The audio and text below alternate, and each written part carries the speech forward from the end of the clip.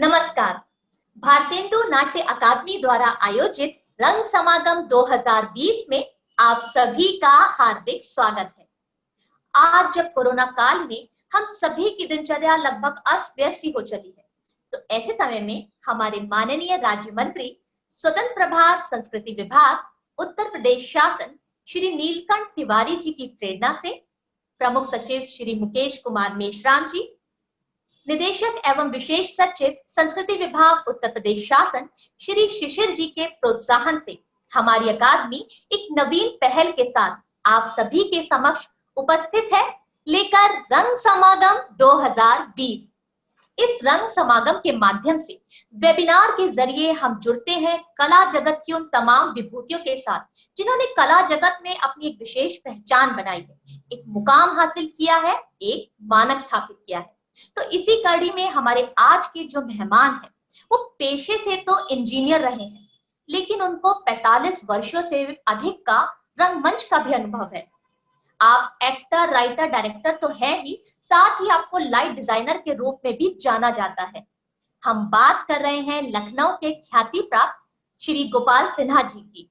नमस्कार सर, भारतेंदु नाट्य अकादमी द्वारा आयोजित रंग समागम 2020 में आपका हार्दिक स्वागत है। नमस्कार तृप्ति जी, बहुत बहुत शुक्रिया आपका और भारतेंदु नाट्य अकादमी का कि जो आज इस रंग समागम 2020 के अवसर पर हम और आप एक दूसरे के सामने हैं और अपनी बातों को शेयर करेंगे। बहुत बहुत धन्यवाद आपका और भारतेंदु नाट्य अकादमी का। आशा करते हैं कि इस कोरोना काल में आप और आपका परिवार स्वस्थ एवं सकुशल अपने घर पर होगा। बिल्कुल, आप लोगों की दुआएं काम कर रही हैं। फिलहाल तो सब कुशल मंगल है और मैं आशा करता हूं तृप्ति जी, आप और भारतेंदु अकादमी का जो पूरा परिवार है, सब लोग कुशल मंगल से होंगे उस कोरोना काल में, और सब लोग ठीक रहें, आगे तक भी ठीक रहें सब। शुक्रिया सर, हम सभी सकुशल हैं, धन्यवाद।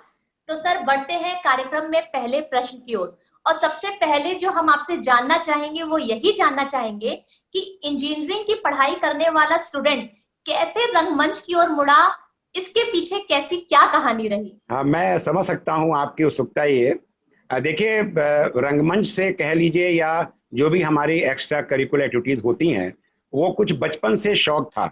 जब छोटे बचपन थे तो बचपन में हमारे स्कूल में, आपने भी सुना होगा, पहले हाउसेज होते थे या बाल सभाएं होती थी स्कूल में, red house, green house, yellow house, या इस तरह के बाल सभाएं होती थी। तो एक आपस में कॉम्पिटिटिव फीलिंग्स होती थी कि हमें कुछ करना है। तो बचपन में नाटकों से जुड़ा हुआ, मुझे अभी तक याद है, पहला नाटक मेरा अंधेर नगरी था।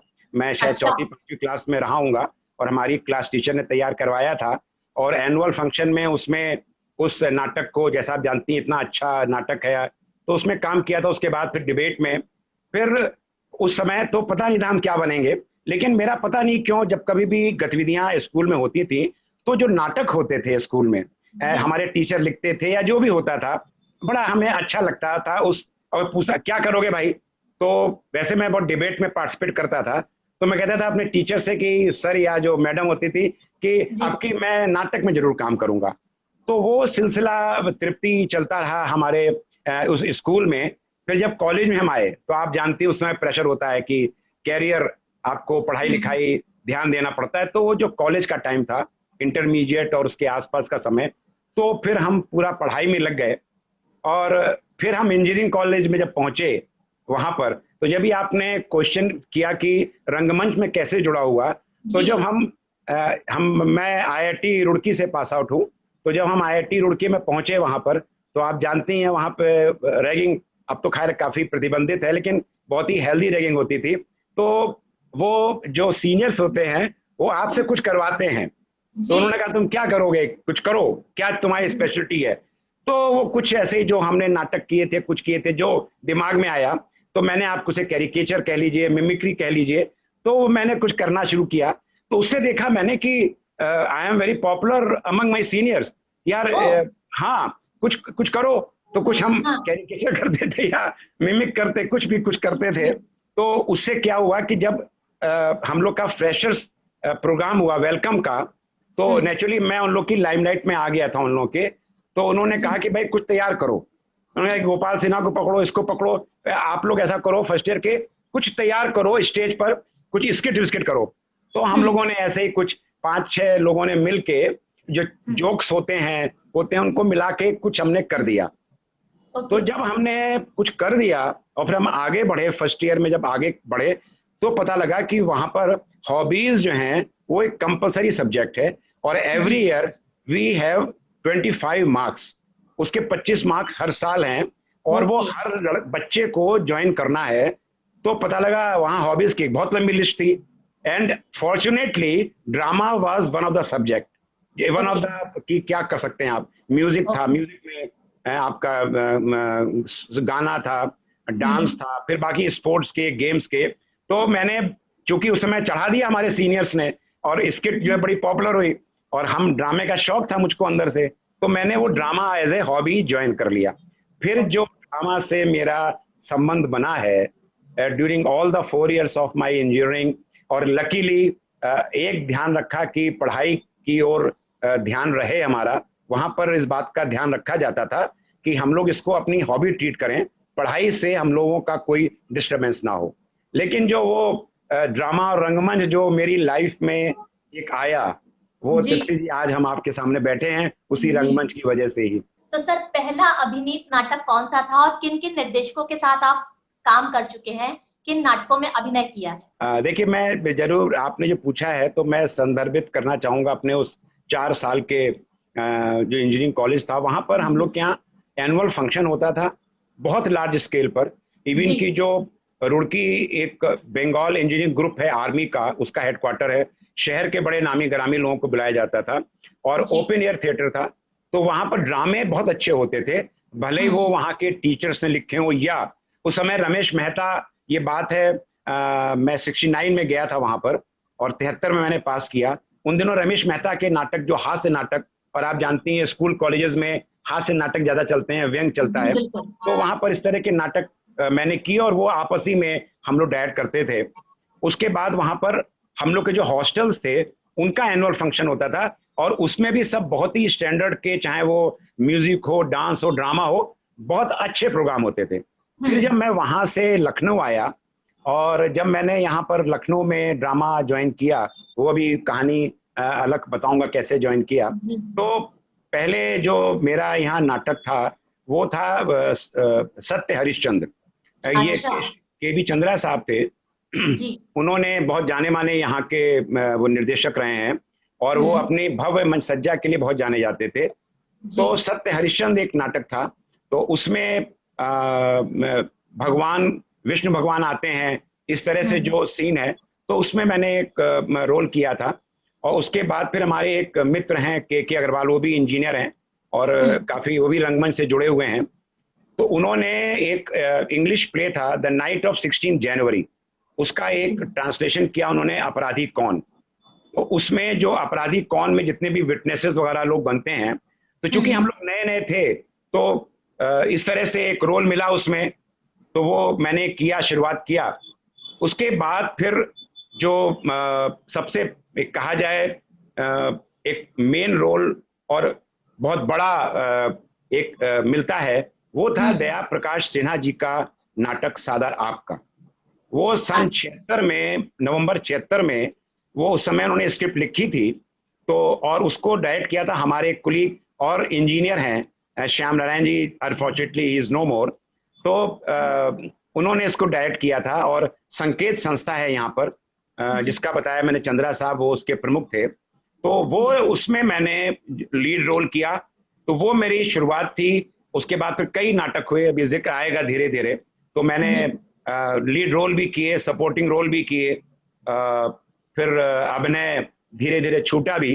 तो ये जो भी आपने पूछा, तो उसके बाद जहाँ तक एक्टिंग की बात है, तो मैंने शुरुआत करी के.बी. चंद्रा जी से। उसके बाद जो मेरे कुलीग्स थे, हमारे साथी लोग थे, श्याम नारायण जी, फिर हमारे एक और इंजीनियर साथी, तो मैं बता दूं बार बार इंजीनियर ले रहा हूं मैं, जो हमारी लखनऊ में संस्था जो मैंने पहले ज्वाइन करी, संकेत, वो ज्वाइन भी इसीलिए करी मैंने, जब 74 में हमारी नौकरी लगी, इत्तेफाक से कहते हैं ना, जो जैसी जिसकी भावना वैसे ही उसको रास्ता मिलता है। मेरी नौकरी लगी यहीं इलेक्ट्रिसिटी बोर्ड में, लखनऊ में ही मेरी पोस्टिंग हो गई, शक्ति भवन में।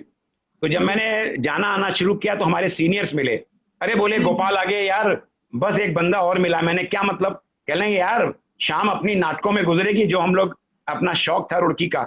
मैंने कहा क्या चलो बात। भाई। तो एक संकेत नाट्य संस्था थी। तो जब मैं जी वहां पहुंचा तो पता लगा कि वहां पर हमारे और भी इंजीनियरिंग डिपार्टमेंट से, इरिगेशन के, पीडब्ल्यूडी के, जी। वहां के इंजीनियर्स जो अपने अपने कॉलेजेस में, इंजीनियरिंग हाँ कॉलेजेस में नाटक कर चुके थे, वो सब हाँ। वहां इकट्ठे थे।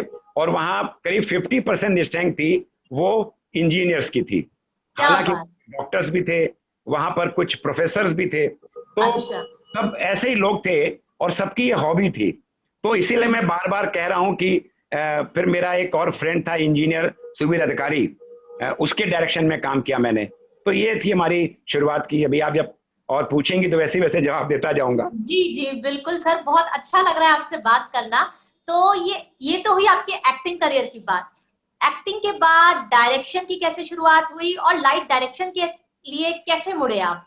देखिए, जो मैंने बताया ना आपको कि शुरुआती दौर में जब अब एक्टिंग के लिए गए भी थे, उस समय हमको लाइट वाइट का और सब चीज़ों का बहुत अंदाज़ा नहीं था कि इनका इतना इम्पोर्टेंट रोल होता है नाटकों में। वो तो जब हम लखनऊ आए और हमने संकेत संस्था ज्वाइन करी, तो वहां पर जब रविंद्रालय में नाटक देखते थे या हमारे नाटक होते थे, तो आके बताते थे लाइट वाले कि देखो ये तुम्हारा स्पॉट है, यहाँ रहना, इसको देखना। तब हम्म। चूंकि वहां तो करते थे शौक में और स्कूल कॉलेज का माहौल बहुत लाइट था। जब यहाँ किया स्टेज पर आकर, तो लगा कि ये कितने इंपॉर्टेंट उसके एलिमेंट्स हैं। मेकअप, ड्रेस, आपके मूवमेंट्स, एंगल, आपकी पोजीशन, जिसे कहते हैं हम लोग ब्लॉकिंग। तो उस सब से गुजर रहे थे। तो बट आई वॉज कंसंट्रेटिंग कि मुझे तो एक्टर बनना है, एक्टिंग करूंगा। हम्म। सादर आपका किया, फिर एक नाटक और मैंने किया, उसका उल्लेख करना चाहूंगा, बाप रे बाप। नाम सुना होगा, केपी सक्सेना जी का जी जी। नाटक है। तो वो हमारे एक हम्म। यहाँ पर मित्र थे, के अग्रवाल जी, जो मैंने बताया ना, वो भी इंजीनियर, उन्होंने डायरेक्ट किया था, इट वाज ए हिट। हम्म। उसके बाद वो फिर उस समय लखनऊ, ये बात है 78 की, तो लखनऊ में जी। लखनऊ टेलीविजन सेंटर खुल चुका था। तो उनको बहुत अच्छा नाटक हम्म। लगा, केपी सक्सेना जी का था। तो उन्होंने इसको लिफ्ट किया, उनके स्टूडियो में रिकॉर्डिंग हुई और फिर ये टीवी पे प्रसारित हुआ ये। तो उसकी हालत ये हुई अच्छा। कि जब मैं उसमें जो मेन कैरेक्टर है उसका, घर में उसकी वाइफ बोलती है विकी डार्लिंग, उसका तो शायद हाँ मेरे ख्याल से नाम याद आ रहा है कुछ, विकास भटनागर नाम था, तो वाइफ उसकी विकी डार्लिंग बोलती थी। तो जब मैं अपने हाँ ऑफिस पहुंचा, जब ये टेलीकास्ट हुआ और जब जाता था, तो लोग मुझे हाँ। बुलाते थे, अरे ये तो विकी डार्लिंग जा रहा है, हाय विकी डार्लिंग। तो नेचुरली लगता था कि एक्टिंग ही करें, और लाइट के बारे में सोचा नहीं था। लेकिन हुआ ये जी तृप्ति जी की, 3 4 5 साल बाद जब मैं अपनी नौकरी में आगे बढ़ रहा था, तो मेरा पूरा जी। कंसंट्रेशन ये था कि मेरी रोजी रोटी है, मेरा प्रोफेशन, मेरा इंजीनियरिंग है, ये मेरा हॉबी है। तो जी। लेकिन मैं जब जिस डिपार्टमेंट में था, तो धीरे धीरे मुझ पर जिम्मेदारियां बढ़ती जा रही थी। और ऐसा कभी मीटिंग हो गई, कभी लेट हो गए ऑफिस से, या कभी मुझे बाहर भेज दिया गया टूर पे। तो हम्म। अब आप जानती हैं कि एक्टिंग करनी है तो आपको पूरे 1 महीने की रिहर्सल। और चूंकि मैं जिस बिल्कुल। संस्था से जुड़ा था, जिन लोगों से जुड़ा था, वहां पे हम्म। डिसिप्लिन, वहां पे टोटल निष्ठा, समर्पण, अगर आप शो कर रहे हैं तो you have to be serious about it. आपको रिहर्सल प्रॉपर बिल्कुल। करना है। तो मुझे लगा कि 1 1 महीने की रिहर्सल एक्टिंग में चाहिए होगी। तो वो मुझसे छूटती जा रही थी because of my official engagements. Office से लेट होते थे, या हम 15 दिन के लिए कहीं ट्रेनिंग में चले गए, तो वो छूटने लगा मुझसे। तो मेरे जो गुरु समान, जो मेरे पहले डायरेक्टर हैं, के बी चंद्रा साहब, जैसे मैंने जी। बताया कि वो भव्य मंच सज्जा के जाने माने एक शख्सियत रहे हैं थिएटर की। हम्म। आज अभी 2 साल पहले उनका देहांत हो गया। तो उन्होंने मुझसे कहा कि यार गोपाल, तुम नहीं आते हो, तुम रहते नहीं हो, तो यार ठीक नहीं है। तुम्हारे सारे इतने लोग हैं, सब लोग काम कर रहे हैं। तो मैंने कहा सर ऐसा है कि मुझे भी इच्छा है, लेकिन जिस जगह पर मैं पोस्टेड हूँ, वहां पर मेरी रिक्वायरमेंट ऐसी है कि आई कांट अफोर्ड कि मैं भाग भाग के आऊं और फिर करूं। मान लीजिए मुझे बाहर जाना पड़ हम्म। रहा है, तो कह रहे हैं यार तुम तो इंजीनियर हो, तुम ये लाइट्स क्यों नहीं करते हो। तो मैंने कहा हाँ सर आई डोंट थिंक कि इंजीनियर और लाइट्स तो एक टेक्निकल चीज है। अदरवाइज मेरी हाँ। इंजीनियरिंग से बता दूं आपको, मैं भी इलेक्ट्रिकल इंजीनियर हूं। तो जी। मैंने कहा मुझे लगता नहीं है कि जो मेरी इलेक्ट्रिकल इंजीनियरिंग है उससे हाँ स्टेज लाइट्स का कोई बहुत महत्व होगा। बोले नहीं, हाँ। बीइंग एन इंजीनियर तुम समझोगे चीजों को, और मेरी मानो तो तुम करो ही, एनकरेज मी। तो जी और तुम मेरे साथ रहो। तो और तुम्हारी जो दिक्कत है वो जी। रेगुलर आने की, तुम जब रिहर्सल शुरू हो जाते हैं नाटक के पहले 4 5 दिन पहले, जब रन थ्रू शुरू हो जाता है, तब तुम आओ। लाइट के बारे में समझो, उसको लाइट को, तो मेरे साथ रहो, सब चीज हो जाएगा। तो फिर मैंने वो जुड़ना शुरू किया। तो उस जमाने में केबी चंद्रा साहब जो भव्य प्रस्तुतियां करते थे, हरिश्चंद्र की, ओ अमेरिका और इस तरह के जो प्रस्तुतियां थी, तो वो लाइट बुलाते थे डिजाइनर दिल्ली से, उनके जानने वाले थे शिवेंद्र। तो जो वो लखनऊ आते थे तो मैं उनके साथ लगा रहता था।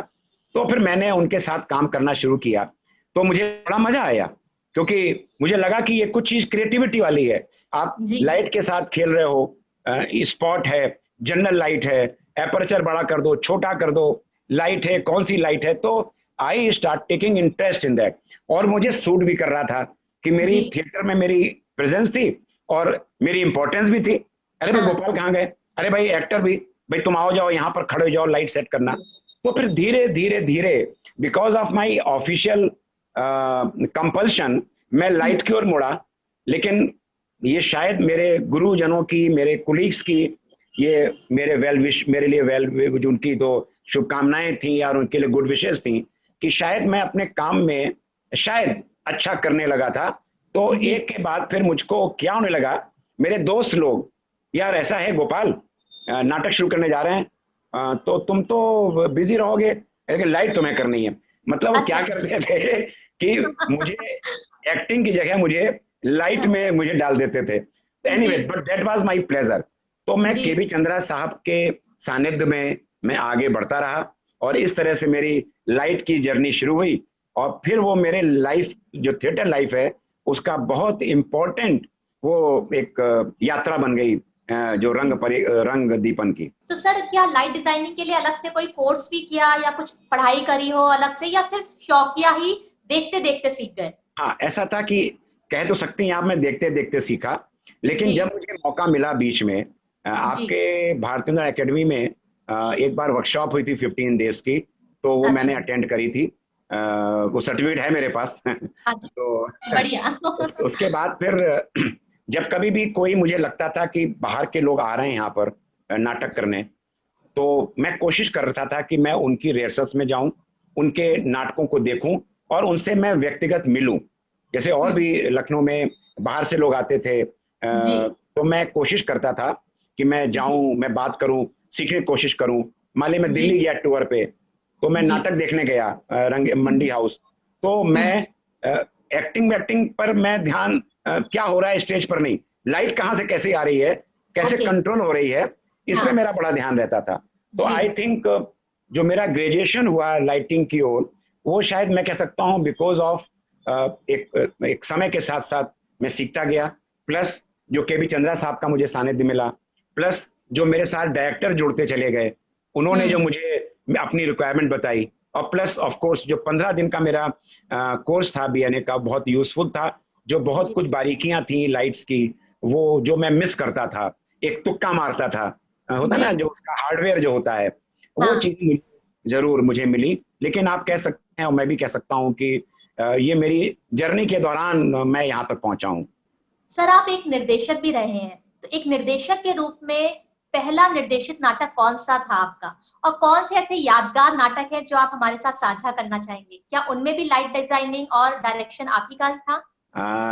तृप्ति जी, देखिए, डायरेक्शन मैंने बहुत ज्यादा किए हैं तो मैं नहीं कहूँगा, मैंने 6-7 नाटकों के किए हैं। लेकिन चूंकि मैं मतलब मैं एक्टिंग से जुड़ा, फिर मैं लाइट डिजाइन से जुड़ा, और कुछ चांस की बात ये रही कि जो मेरा अपना इन्वॉल्वमेंट था थिएटर में, मैं हमेशा एक कोर ग्रुप में रहता था।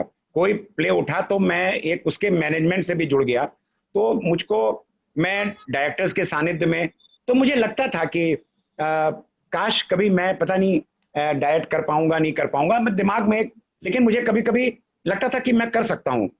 बहुत दिन हो गए, ये बात होगी शायद 2007 या 8 के आसपास की बात होगी। एक हमारे साथ में थे आईजी पुलिस हैं डीसी पांडे जी, वो एक्टिवली हम लोग के साथ इन्वॉल्व हो गए, हमारी संस्था में वो आए, और उन्होंने एक प्ले उठाया कांचन रंग करके, जो बहुत फेमस प्ले है। रमेश बोलता है कांचन रंग, शंभू मित्रा जी का है, और शायद रमेश मेहता जी ने उसको हिंदी में वो किया है। तो मुझसे बोले गोपाल जी, मैं प्ले कर तो रहा हूँ इसको, यार आप मेरे साथ जुड़ो इसके अंदर, आप लोग, मैं आपको बहुत एक्सपीरियंस मानता हूँ, अगर दो जी दीवाने मिल जाएंगे, कॉमेडी प्ले है तो बड़ा मजा आ जाएगा, आपको जी कोई एतराज तो नहीं है? कहीं ना कहीं मेरे दिमाग में रहता था एज ए डायरेक्टर, तो मैंने कहा मैं लाइट तो करूंगा ही प्ले की, वो जी अंडरस्टूड हो, बाद में अंडरस्टूड हो गया था कि संस्था में कोई प्ले होगा, अगर मैं फ्री हूँ, अगर मैं अवेलेबल हूँ तो लाइट मैं करूंगा। तो it was a gift for me, DC Pandey ji जो उसको करने वाले थे, तो मैं एज एन एसोसिएट उनका हो गया, और हम लोगों ने ज्वाइंट डायरेक्शन किया उस प्ले का, कांचन रंग का, और वो पैसा बोलता है, वो जो इस तरह के जो नाटक थे। जी उसके बाद क्या हुआ कि हमारे जो कुली साथ के लोग थे, उनको लगा कि भाई गोपाल सिन्हा तो एक्टिंग भी और लाइट, ये यार ये डायरेक्शन भी दे सकते हैं। तो संगीत नाटक एकेडमी जो दिल्ली में है, उसकी जी एक स्कीम आई थी, जो कि पहली बार, मुझे ये कह नहीं सकता कि वो युवाओं की थी, कोई स्कीम थी उनकी, जो डायरेक्शन को प्रमोट करने की दी जाती थी। तो हमारे जी संस्था के लोगों ने मेरा नाम भेज दिया, और कि बताओ यार उसमें है तुम्हारा, डाल तुम करो डायरेक्शन, दे जी एनकरेज मी। तो उस जी समय मैंने प्रेमचंद की कहानियां पढ़ रहा था, तो बहुत कहानियां मंचित हुई हैं। मैंने एक कहानी पढ़ी बालक, वो मुझे हम्म बड़ी अच्छी लगी। मैंने कहा ये आज तक कभी नहीं हुई है, तो मैंने कहा यार हम्म ये मैं करना चाहता हूँ। हम्म तो उन्होंने वो बालक का प्रपोजल मुझसे लेके, और वो फॉर्चुनेटली संगीत नाटक एकेडमी ने उसको अप्रूव कर दिया, तो कि मैं उसको डायरेक्ट करूंगा इन माय हम्म डायरेक्शन। वो बालक अप्रूव हो गया, तो फुल फ्लैजेड कहा जाए डायरेक्टोरियल असाइनमेंट मेरा उस बालक का था। फिर वो बालक थी कहानी, मैं उसको कुछ अच्छे ढंग से प्रेजेंट करना चाह रहा था। तो जी हमारे अग्रज हैं, मेरे गुरु मैं मानता हूं उनको, उर्मिल कुमार थपलियाल जी, उनके साथ मैं काम कर चुका था। मैं बेजिक्र करूंगा, उनके साथ ही बहुत अच्छी मेरी यात्रा रही है। तो जी मैं उनके पास पहुंचा, मैंने कहा सर ये कहानी है, मुझे हम्म डायरेक्ट करनी है, ये मेरा कहा जाए मतलब एक मेरा डेब्यू है डायरेक्शन का, सोलो हम्म पहली बार कर रहा हूँ। मैं चाहता हूँ इसकी आप स्क्रिप्ट लिख दीजिए बहुत बढ़िया, और मैं चाहता हूँ हम्म जो आपकी एक वो है थपलियाल जी की म्यूजिक की, तो उन्होंने बहुत हम्म बढ़िया स्क्रिप्ट बना दी उसके लिए। तो फिर ये मेरा बालक जो था नाटक प्रेमचंद की कहानी पर जी आधारित, जिसका कि नाट्य रूपांतरण किया थपलियाल जी ने, उसमें म्यूजिक भी उन्होंने डाली। तो जी म्यूजिक ऑफ कोर्स कंपोज उन्होंने करी, क्योंकि मुझे म्यूजिक का नहीं था उसमें। जी आप जानती होंगी नीतू पांडे जो आजकल बॉम्बे में हैं, हम्म लखनऊ की हैं, बहुत अच्छा काम कर रही हैं। हमारे सहयोगी हैं संगम भोगना जी, अजय शर्मा जी, तो हमारे कई साथी लोगों ने जो हमारे संस्था के थे। तो दैट वाज माय, और ऑफ कोर्स लाइट पर उसकी जो परिकल्पना मैंने ही करी थी। तो जी बालक मेरा पहला नाटक था। उसके बाद फिर एक और नाटक है स्वदेश दीपक का, काल कोठरी। जी मैंने नाटकों को उन्हीं को चुना जो बहुत ज्यादा नहीं हुए थे। काल कोठरी हम्म अगर आप पढ़िएगा, वो थिएटर लाइफ में बहुत बढ़िया नाटक है। जी तो हमारे एक मित्र ने कहा गोपाल जी वो नाटक बहुत बढ़िया है, अगर आप हाँ कर दें डायरेक्शन के लिए तो मैं इसको करूं। तो जी खैर उन्होंने वो बनाया। फिर उनको गवर्नमेंट ऑफ इंडिया की ग्रांट मिली उसमें, मेरा डायरेक्शन था उसमें, वो मैंने जी किया काल कोठरी। और वो जी अपने आप में बहुत, उसमें मैंने सेट जो है बिल्कुल सिंबॉलिक इस्तेमाल किया था। जो ब्लॉक्स अच्छा होते हैं ना, उनको ब्लॉक से जो भी सीन चेंज करते थे, कोई जी फ्लैट्स वगैरह नहीं, ओनली ब्लॉक्स। जी तो वो मेरा था, एक बहुत अच्छा प्ले हुआ वो भी, जी काल कोठरी। उसके बाद अभी मैंने बताया था आपको कि जो सादार आपका, जो जी मैंने प्ले किया था 76 में, तो जी जयप्रकाश सिन्हा जी मुझसे बोले कि भाई मेरा ये नाटक का द्वितीय संस्करण आ गया है। जी यार ये मेरे बहुत नाटक बहुत हुए हैं, सादार आपका ज्यादा नहीं हुआ है, तो हाँ मेरी इच्छा है कि तुम लोग कर सको। मैंने पढ़ा उसको, तो मैं हाँ उसको मेन रोल कर चुका था, मैंने कहा बनता हम्म है ये, तो मैं किसी से हाँ क्यों कहूं, मैं खुद करता हूँ। तो हम्म फिर मैंने उसको खुद किया, और उसके फिर कई अच्छा शोज भी हुए। फिर जी मेरे काम को देखकर यहाँ पर लखनऊ में एक बहुत अच्छे सिंगर हैं, देवेश चतुर्वेदी, उन्होंने जी मेरे काम को देखा, उनके साथियों ने देखा, उन्होंने जी विवेकानंद जी की लाइफ के ऊपर एक संगीत रूपक बनाया। वो लाइव हम्म म्यूजिक थी उसमें, और ड्रामा बहुत था उसमें, विवेकानंद हम्म जी की लाइफ के ऊपर ड्रामा, उनको मानते हुए। तो दे जी केम टू मी, कह लें गोपाल जी आपका मैंने सुना है, अगर आप हमारे साथ काम करें, म्यूजिक तो इस तरह से है, बाकी ड्रामा पोर्शन जो है वो आपको पूरा प्रोडक्शन एज सच आपको हाँ करना है वो। तो मैंने कहा मुझे म्यूजिक का ज्ञान तो नहीं है, तो वो तो आप हाँ ही देखना, लेकिन ड्रामा चलिए मैं आई कैन हैंडल। तो फिर वो विवेकानंद जी की लाइफ के ऊपर उसका नाम था प्रकाश पुंज। तो प्रकाश पुंज का फिर मैंने वो डायरेक्ट किया मैंने। उसका भी लास्ट शो जनवरी में हुआ था और उसको तो मतलब स्टैंडिंग ओवेशन मिला क्योंकि विवेकानंद जी के ऊपर था। एंड हमने जो लाइट भी ऑफ कोर्स मैंने ऑपरेट नहीं किया था लेकिन डिजाइनिंग मेरी थी। तो मैंने जो उसके एलिमेंट्स होते हैं, स्पॉट लाइट है, थोड़ा सा बैकग्राउंड में जो थोड़ा सा मिमिक उसको हमने गिमिक्स डाले उसके अंदर लाइट के होते हैं ना, वो जब वो जंगल में घूम रहे हैं कुछ कर रहे हैं तो मतलब फिर अमेरिका का सीन दिखाना है तो उसके। और फिर गाना देवेश चतुर्वेदी का वो एक अलग हाईलाइट थी। तो ये छोटे मोटे कुछ 4-5 प्लेज हैं जो मैंने डायरेक्ट किए थे। सर अभी आपने थोड़ी देर पहले जिक्र किया थपलियाल जी का। हाँ, तो किन किन निर्देशकों के साथ आपने काम किया और उनके साथ क्या खास बातें जुड़ी हुई हैं नाटक को लेकर या किसी प्ले को डायरेक्शन को लेकर, वो हमारे साथ साझा करें। हाँ, देखिए ऐसा था कि शुरुआत में बताया मैंने कि केबी चंद्रा साहब के साथ प्लस हमारे कुलीग्स थे और सबने अपना अपना नाम कमाया। श्याम नारायण वो लखनऊ उस जमाने में, इस समय दुर्भाग्य से वो है नहीं, वो पोस्ट एंड टेलीग्राफ में इंजीनियर थे। उन्होंने नाटक लिखे और उन्होंने खुद अभिनय भी करते थे, डायरेक्ट भी करते थे। एक मेरे और इंजीनियर कुलीग थे सुबीर अधिकारी, वो भी बहुत अच्छे, उस समय उन्होंने नाम कमाया उस जमाने में, उनका डायरेक्शन किया। उसके बाद फिर समय आगे बढ़ता गया तो जो हमारी संस्था के नाटक होते थे केबी चंद्रा साहब करते थे उसमें मैंने करी। फिर हमारे जो ये सब कुलीग्स थे श्याम नारायण, सुबीर अधिकारी और भी जो कुछ नाटक हमारे संस्था में हुए वो हमने उसमें किए। उसके बाद फिर क्या हुआ, जो मैंने नाम लिया आपको श्याम नारायण जी का, उन्होंने एक नाटक लिखा सूरज कहाँ से उगता है।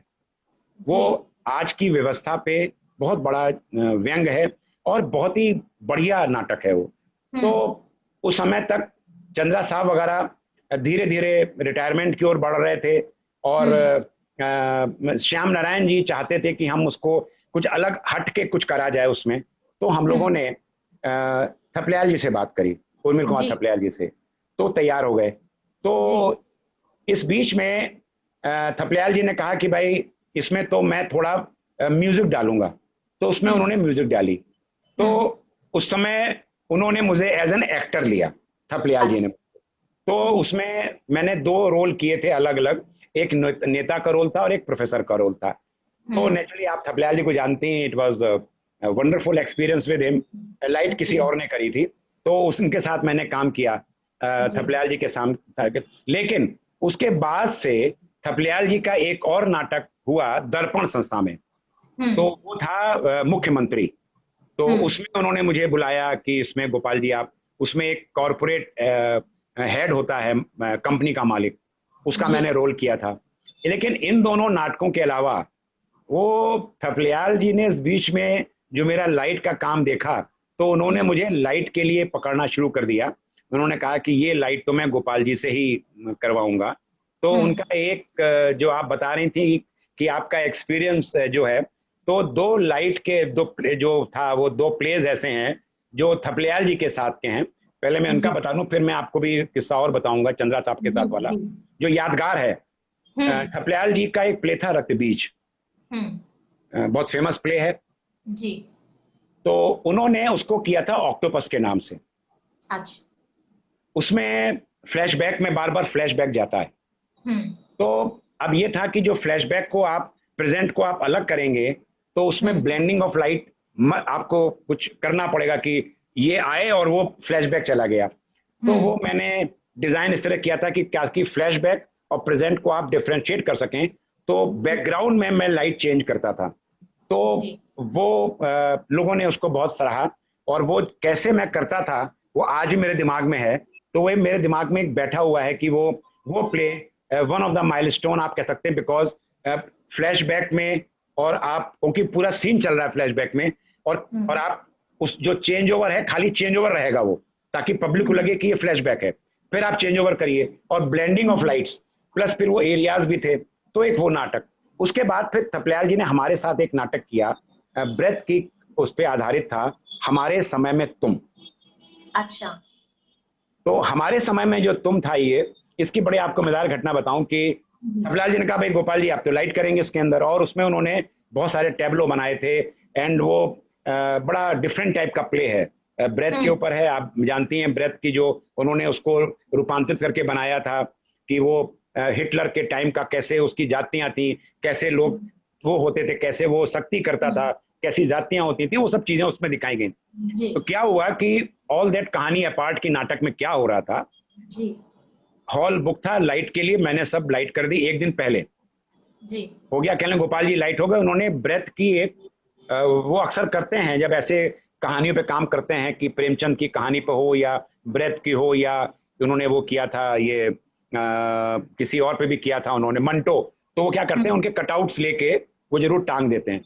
कह लें गोपाल जी ये टंगेगा ब्रेथ और इसके ऊपर सिर्फ इसके ऊपर लाइट रहेगी, only that, nothing beyond that, शुरुआत में।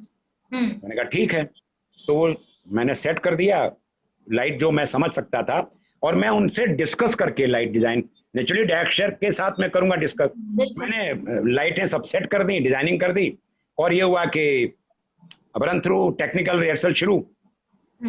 जब हो गया तो मैं पहुंचा नीचे, उमानाथ बली में हो रहा था यहाँ लखनऊ में, ऊपर कंट्रोल रूम में मैं नीचे पहुंचा उनके पास।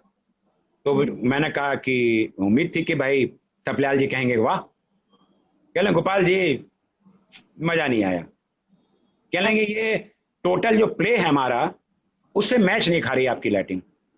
तो मैंने कहा कि आपसे पूछ के किया मैंने, जो कुछ भी किया है, जो आपकी रिक्वायरमेंट है वो मुझे अचीव करना है, मैं क्या करूं बताइए आप। अब तो और अगले दिन शो था, कह लेंगे आई डोंट नो, ये उनका बड़ा तकिया कलाम है, I don't know, you are my light designer, आप देखो। तो मैंने कहा भाई आप मुझे बताएंगे तो क्या लगा, बोले जो कुछ भी आपने दिखाया it is all traditional area करके, आई वॉन्ट सम एब्स्ट्रैक्ट, कैसे ला मुझे नहीं मालूम, कुछ एब्स्ट्रैक्ट करिए कि लगे कि ये कुछ ऐसा है वैसा है। तो मैंने कहा कैसा है, कह लेंगे चलिए मान लीजिए कि आपने ये जो ब्रेथ पे लाइट डाल रहे हैं आप, तो अभी तो आपका बिल्कुल ब्रेथ के ऊपर जा रहा है, स्पॉट पड़ रहा है, आपने स्पॉट को रेक्टेंगुलर बना दिया है, कुछ ऐसा लगे कि ब्रेथ दिखाई पड़े और कहीं शेडो कुछ आ जाए। तो मैंने कहा ब्रेथ की शेडो कैसे आएगी, अरे बोले फ्रेम की कुछ समथिंग को ऐसा करिए, पूरे नाटक में ऐसा करिए। समझ में नहीं आया। फिर मैंने दो तीन उनके एक आध और साथ में म्यूजिक में थे पीयूष पांडे और दो तीन लोग पूछा, कह लें भैया ऐसा है गोपाल जी, अब थपलियाल जी की तो भैया थिंक अब आप जानिए, वो समझ लीजिए। फिर मैं गया, मैंने पूछा, मैंने कहा भाई साहब कुछ गाइड तो करिए। कह लें मैंने आपको बताया था ना, जो आपने किया वो मुझे नहीं चाहिए बिल्कुल। मैंने कहा थपलियाल जी कल शो है, कैसे करें, I don't know, it is your problem, you are light designer. आप यकीन नहीं मानिए तृप्ति, मैं घर आ गया, मैं सोचता रहा कैसे करूं, वही उनका टिप था कि वो ब्रेथ की जो रेक्टेंगुलर फ्रेम है उस पर पड़े तो पीछे कहीं शेडो आए, समझ नहीं आया। और फिर सुबह मैं उठा, फिर नींद आ गई मुझको, सुबह उठा अचानक तो वो दिमाग में कट और शेडो ये चीज दिमाग मेरे आ गई। मैंने तुरंत मैं हॉल पहुंचा और मैंने दो तीन अपने एक्टर्स को बुला लिया था, मैंने कहा आ जाओ। मैंने कहा ठीक है। फिर मैंने क्या किया कि जो जितने भी फ्रेम्स बन रहे थे, जितने भी टैबलो बन रहे थे, तो एक टैबलो बन रहा था, उसमें मशीन बनानी, सारे जितने एक्टर्स थे उनको झुका के करके, तो मैंने क्या किया नीचे से उससे फ्लोर से कुछ दो तीन लाइटें दी और तिरछी बेड़ी दी, तो जो पीछे इस साइड पर उनकी शैडो पड़ रही थी, हम पहले नॉर्मल उनको दे रहे थे, जो एंगुलर पड़ी तो वो अजीब टाइप के मशीन दिखाई पड़ी टैबलो साइड पर, बट डिफरेंट शेप, कि वो हाथ जा रहा है तो अजीब लंबा सा जा रहा है, मशीन पहिया अगर दिखाई पड़ रहा है कुछ किसी का हाथ का। तो फिर हिटलर को था, हिटलर कहता है कि कुछ उसका एक डायलॉग होता है कुछ करके, तो मैंने कहा कि इसको तो मैंने ऐसी लाइट दी जो उसकी टोपी से कटते हुए बिल्कुल आधी निकल गई। तो मैंने कुछ इस तरह से डिजाइनिंग करी।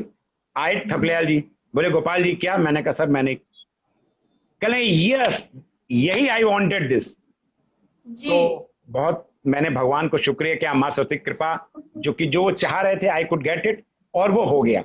उसका सर्टिफिकेट मुझको मिला एनएसडी के भारंगम में कई सालों बाद।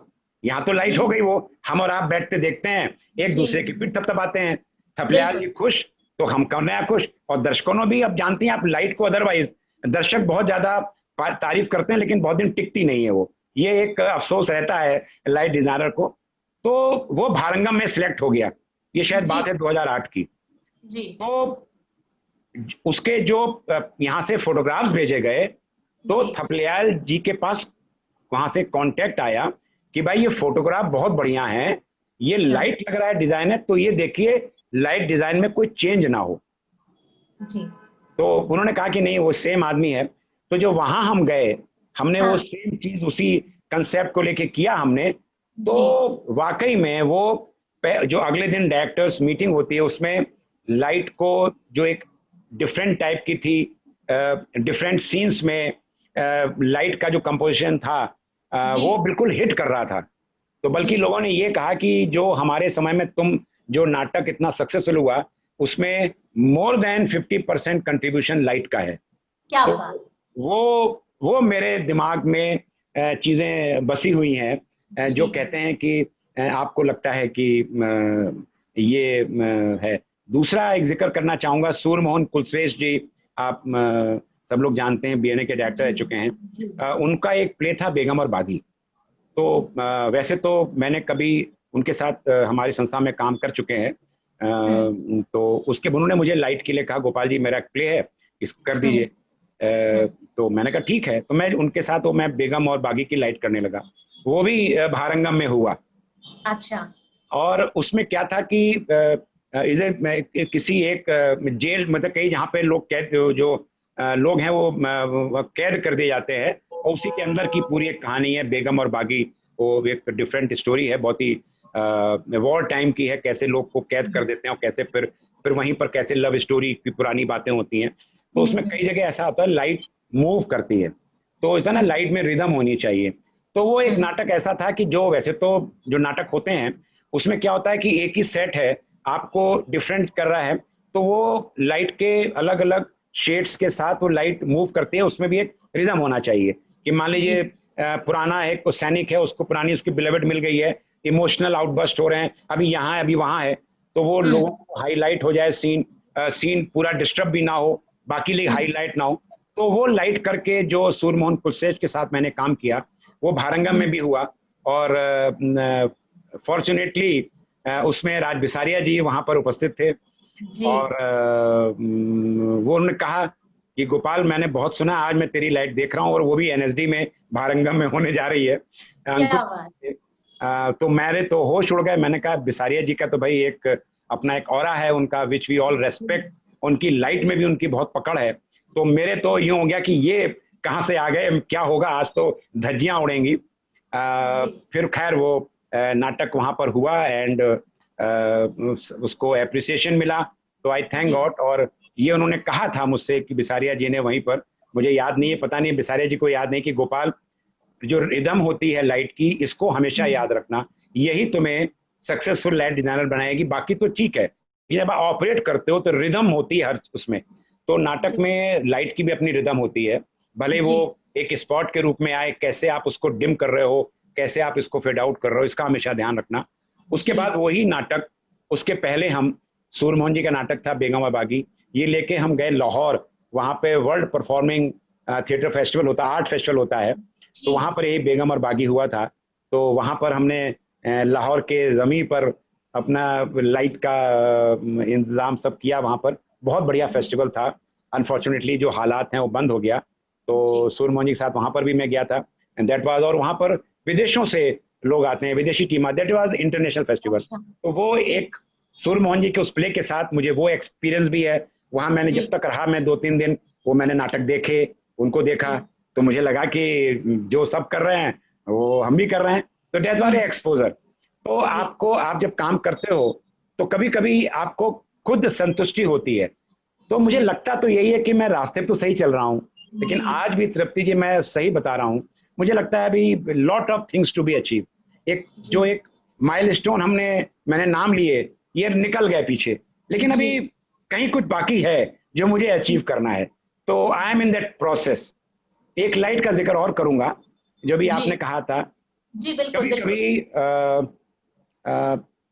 जो आपके हाथ में नहीं होते हैं वो ब्लंडर्स हो जाते हैं, और ब्लंडर आपके हाथ में नहीं होते, और लगता है कि आप कैसे कंट्रोल करेंगे, क्या करेंगे। मतलब पब्लिक बैठी हुई है और आपके जमीन निकल रही है, पैर हाथ में नहीं है कुछ भी। नहीं है आपके।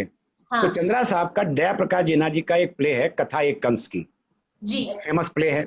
बहुत फेमस। चंद्रा साहब ने उसको 75 में लखनऊ में, वही हमारी संस्था संकेत में किया था। तो मैं नया नया था, तो मैं बस खाली एक उससे जुड़ा था, एक ऑर्गेनाइज, क्योंकि अपने ग्रुप में था, तो देख रहा था चीज़ों को, समझ रहा था चीज़ों को। उसके बाद उन्होंने फिर 2000 के आसपास, जब आपकी बीएनए की सिल्वर जुबली हुई, उस समय उनसे कहा गया कि वो दया प्रकाश सिन्हा जी का कथा एक कंस करके आप करिए। तो हमारी चंद्रा साहब ने उसको किया, और उनकी बड़ी इच्छा थी उसको रिवाइव करने की। तो उसके लिए तैयारी हुई, तो वो लाइट मैंने करी उसकी। क्योंकि बताया ना, फिर तो फिर मुझे लोग कि तुम ही करोगे लाइट, तो कथा एक कंस की फिर मैं उसके लिए जुड़ा। फिर उसका एक शो, हमारी जो संस्था है उस समय तो पुरानी थी संकेत, बाद में मेरी संस्था जो इस समय मैं उसका प्रेसिडेंट भी हूँ, मंचकृति का, उसके बैनर से हुई। फिर वो भारंगम में भी हुआ, कथा एक कंस की जी। उसमें क्या था, म्यूजिक भारंगम में म्यूजिक लाइव रवि नागर जी की, आपने नाम सुना होगा, मिली भी शायद हो आप रवि नागर जी से। तो भारंगम का जो अभिमंच है उसमें वो शो होना था। मैं जब पहुंचा वहां पर, तो पूरा मॉडर्न सिस्टम है वहां पे लाइट का। आप हम लोग की आदत थी कि वो फिल्टर लगा दो कर दो, वहां इट वाज ऑल कंप्यूटराइज्ड उस जमाने में। ये शायद 2002 के आसपास की बात होगी, 2002 के आसपास की बात होगी। तो वहां पर कंप्यूटराइज था कि ग्रीन लाइट चाहिए, तो सब चीजें एनीवे, क्योंकि अब यहाँ पर मैं चूंकि इंजीनियर था, उनका ऑपरेटर था, तो मुझे बहुत ज्यादा अच्छा तो लगा देखकर, लेकिन वो सब मेरे लिए चीजें, हाँ ठीक है भाई कर दो। एक मुझे आग, बैकग्राउंड में आग लगने का सीन दिखाना था, तो दिन में बात हो रही थी कि हमको वो लाना पड़ेगा, स्ट्रोब लाइट ना पड़ेगी, उसका कहाँ से लाओगे। तो चूंकि वो कंप्यूटर था, तो उसमें फ्लिकरिंग लाइट का मैंने इस्तेमाल किया, वो सब चीजें हो गई। But I was very happy to be there in NSD control room, और उनके सिस्टम को मैं ऑपरेट करने जा रहा था। अभी मंच का, लाइट का कंट्रोल रूम और भारंगम का मौका, तो वो मेरे अंदर एक बड़ा एक सेंस ऑफ अचीवमेंट था कि हम यहाँ तक पहुंचे, और मुझे अभी मंच का कंट्रोल रूम मुझको मिल रहा है लाइट करने के लिए। जी। तो नाटक की शुरुआत होती है, एक विजय बनर्जी आप शायद जानती होंगी। जी बिल्कुल। बहुत बढ़िया। हाँ, हमारी काफी में कई बार आए हैं। हाँ, वो कंस का रोल कर रहे थे। जी। ये होती है कि चंद्रा साहब का सेट था, बहुत बिल्कुल भव्य, एक बुर्ज था उस पे। वो ओपनिंग सीन ये होनी है, मैं आपको इसलिए बता रहा हूँ ताकि वो जुड़ा है मेरे लाइट के उससे। जी बिल्कुल। रवि नागर अलाप लेंगे, अलाप का फेड आउट होगा, और जैसे ही फेड आउट होगा, मेरी लाइट की फेड इन स्पॉट पे होगी, और विजय बनर्जी पीठ लिए उसी बुर्ज पर खड़े पीछे की तरफ बैक स्टेज देख रहे हैं। और अचानक वैसी जैसी अलाप फेड आउट होगा, फेड इन होगी, इतने में बांसुरी की आवाज बजेगी, और बांसुरी की आवाज कंस के लिए तो खतरा है, वो व्याकुल होता है। ये फिर वही बांसुरी की आवाज, मतलब ये मुझे जीने नहीं देगी, ये कर। ये सीन था स्टार्टिंग जी। तो हम लोग क्यों हो गए, रवि नागर के साथ रिहर्सल हो गई कि जब उनका फेड आउट होगा, मेरी लाइट हल्की से आएगी, वैसे ही बांसुरी की बजेगी, और कुछ देर तक उस पूरा टाइट स्पॉट है, और उस पे विजय बनर्जी जब थोड़ा सा देखेंगे, अरे फिर बांसुरी, तो पलटेंगे इसी स्पॉट में, हल्की सी लाइट बढ़ेगी, और जब आगे बढ़ेंगे तो फिर मैं थोड़ी लाइट ऐड करूंगा। तो ड्रामेटिक, मतलब ओपनिंग जो आप जानते हैं, अगर आपने ओपनिंग मार ली तो फिर वो पूरा चीज हो गई। बिल्कुल। कंट्रोल रूम पहुंच गए, नाटक की शुरुआत। रवि नागर का जो भी शुरुआत म्यूजिक थी, उनकी वो अलाप शुरू हुई। That was a signal for me कि now I should be ready. अलाप उनकी फेड आउट हो रही है, मैं डिमर चला रहा हूं, नो लाइट, बढ़ा दिया, नो लाइट। अब रवि नागर ने देखा लाइट नहीं आई, अलाप फेड आउट होते होते उन्होंने फिर अपनी अलाप तेज कर दी। अच्छा, मैं विंडो पे था खड़ा हुआ, और जो म्यूजिक वाले थे वो स्टेज के आगे बैठे थे। तो रवि नागर की पोजीशन ऐसी थी कुछ कि वो मुझे भी देख समझ रहे थे दूर से कि कुछ गोपाल जी को उछल फांद कर रहे हैं। और मैं देखा, मैंने वहां पे कोई नहीं, मैं क्या करूं। मैंने देखा लाइट सब जल रही हैं, समझ में नहीं आ रहा क्या हो रहा है। फिर मैंने उसको कुछ किया, तो कहीं कोई लाइट ही नहीं जल रही है। मैंने कहा देखे चलो जो एरिया उसको जला दूं, वो एरिया भी नहीं चला, क्या करूं? और सब चीजें सेकंड्स में हो रही हैं। मैं उतर के भागा, मैंने कहा कोई है कोई है। इत्तेफाक से वो जो वहां का इंचार्ज था वो बाहरी, क्या हुआ? मैंने कहा यार प्लीज लाइट नहीं जल रही। कह रहे लाइट नहीं जला? अरे सर अब तो आपके सामने सेट किया, तो मैंने आओ तो अब सोचिए कितना टाइम। अब रवि नागर अलाप, वो उनकी अलाप चलती चली जा रही है प्रेजेंट मोमेंट। मतलब अगर वो अलाप करके कहीं बांसुरी बज जाती तो सोच लीजिए पूरा प्ले किल हो जाता। लेकिन ये सबने अपने अपने विवेक का इस्तेमाल किया और वो लग रहा था कुछ मामला गड़बड़ हो गया। चंद्रा साहब सामने कह रहे हैं गोपाल पता नहीं कौन सा एक्सपेरिमेंट कर रहा है, अलाप हो रहा है और ये लाइट ही नहीं आ रही है। वो अलग बेचारे बेचैन फ्रंट कुर्सी बैठे हुए। तो इतने में क्या हुआ कि रवि नागर ने बहुत बढ़िया आलापें ली उस बीच में। उसने कहा लाइट वाले ने जो अरे सर ये तो एमसीबी डाउन है। तो मैंने कहा यार मैं क्या बताऊं, क्या ऑन करो। तो मैंने कहा रुको रुको यार, मैंने डिमर को नीचे किया, तो उसको जैसे ही उसने उसको ऑन किया तो जो मुझे नहीं पता था अचानक डिमर में एक जगह पर लाइट आ गई, क्योंकि पता नहीं कब हुई तो मुझे लगा, मैंने कहा तो मैंने अंदाज से अंधेरे में यूं किया, मतलब मैंने कहा देख लेगा रवि नागर अगर, तो मैंने यूं किया यूं करके। तो फिर मैंने देखा, फिर मैंने गिनती गिनी मन में, माँ सरस्वती को याद किया, वो उसने धीरे धीरे धीरे धीरे लाइट को अपने अलाप को फेड आउट किया और मैंने इधर से जो लाइट दी वैसे ही फिर बांसुरी की आवाज आई। विजय बनर्जी बाद में बोले कि गोपाल जी, मैंने कहा किस समय का बदला ले रहे हैं, मैं कब तक ऐसे खड़ा रहूंगा। और उन्होंने अपने आप को तैयार कर लिया था कि जैसे बांसुरी की आवाज बजेगी चेहरे पे एक्सप्रेशन देके वो कहेंगे ना ये फिर वही बांसुरी की आवाज, ये वो जो अब कितनी देर तक वो अपने अंदर जो एक एक्सरसाइज करता है एक्टर, कब तक करते रहेंगे। और रवि नागर कह रहे थे कि मैं गोपाल जी कब तक आलाप करता रहूंगा, मैं क्या हो रहा है, व्हाट इज दिस, अरे आप पूरी लाइट दीजिए। लेकिन लकीली और फिर तो वो जो फिर प्ले जो आगे बढ़ा है तो फिर खैर वो फिर जो भी चीजें थी, तो ये कुछ चीजें ऐसी हैं जो लाइट के साथ, मतलब नॉट इन माय कंट्रोल। ऐसे एक और संस्मरण है जो मैंने नाटक बताया हमारे समय में तुम का जी, यही नाटक था। थपलियाल जी को वर्कशॉप के लिए बुलाया गया श्रीनगर यूनिवर्सिटी में जी, जो गढ़वाल में है, श्रीनगर यूनिवर्सिटी, गढ़वाल यूनिवर्सिटी श्रीनगर में है, जो अपने उत्तराखंड में जो गढ़वाल है वहां पे श्रीनगर। तो श्रीनगर में गढ़वाल यूनिवर्सिटी में थपलियाल जी को वर्कशॉप के लिए बुलाया गया। ये भी बात मेरे ख्याल से 2008-9 के आसपास की होगी या 2010 की, तभी की बात है। तो वहां से थपलियाल जी का मैसेज आया कि गोपाल जी इस तारीख को मेरा वर्कशॉप खत्म हो रही है और मैं चाहता हूं कि मुझे लग रहा है, और यहाँ की फैकल्टी जो वहाँ के वाइस चांसलर हैं उन लोगों ने कहा है कि जो नाटक के और भी एलिमेंट्स होते हैं प्रस्तुति के, लाइट है या कुछ और चीजें हैं, तो मैं सोच रहा हूँ कि पीयूष पांडे को मैंने बुला लिया है फिजिकल उसके लिए, आप लाइट के लिए आ जाइए और मेरे नाटक जो यहाँ पर तैयारी कर रहा हूँ 2 लड़के आप तैयार कर दीजिएगा और आप डिजाइनिंग कर दीजिए जो आपने करी है, जो भारंगम में की थी वो सब करी थी, तो वो हम चाहते हैं वो आइए और लोगों को बताइए कि कैसे डिजाइनिंग क्या होती है। तो मैंने कहा भाई इससे बढ़िया क्या बात, तो कुछ छुट्टियां वुट्टियां पड़ रही थी तो मैं 6-7 दिन से चला गया वहां। मैंने बाकायदा डेली जो बच्चों के साथ क्लास होती थी, लाइट वहां पे लाइट बहुत सारी थी, उनको उतरवा के इसमें ये होता है ये लैम्प करके कहते, और प्रोडक्शन की तैयारी भी। तो लड़के ये बोले कि सर ऑपरेशन में तो गड़बड़ी कर जाएंगे, हम आपके साथ रहेंगे, और आप थपलियाल जी भी चाहते थे कि चूंकि बड़े बड़े लोग आ रहे हैं देखने तो ऑपरेशन तो कायदे से हो, बाकी आप देख लीजिए जहां भी चाहिएगा। तो मैं वहां लाइट पर, अब देखिए वीसी बैठे, सब बैठे, नाटक शुरू होने वाला है। और वो लड़का मेरे गणेश, मुझे अभी तक याद है गणेश नाम था उसका, मेरे बगल में खड़ा है और सब हुआ, नाटक शुरू हो गया। उस नाटक में था ना बड़े टिपिकल खेल है, तो उसमें एक कोई आर्मी ऑफिसर कौन सा क्या होता है, वो डांटता हुआ आगे बढ़ता है, जैसे आगे बढ़ता है तो वहां पर आगे जब बढ़ता है आगे तो वहां पर लाइट का एक स्पॉट आना था और वो चेंज ओवर था उस चीज का, वहां पर भी वही हुआ। जैसे ही वो बढ़ा आगे, मैंने फ्रंट की लाइट दी, लाइट गायब, और फिर उसको स्पॉट में उसकी सोलुलिकी थी, अच्छा गायब।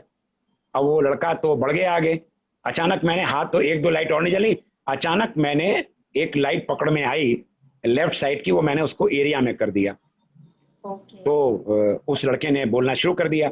उसके बाद एक और कोई सीन आया था, अभी तक मैंने नोटिस नहीं किया क्या गड़बड़ी हुई। हम्म।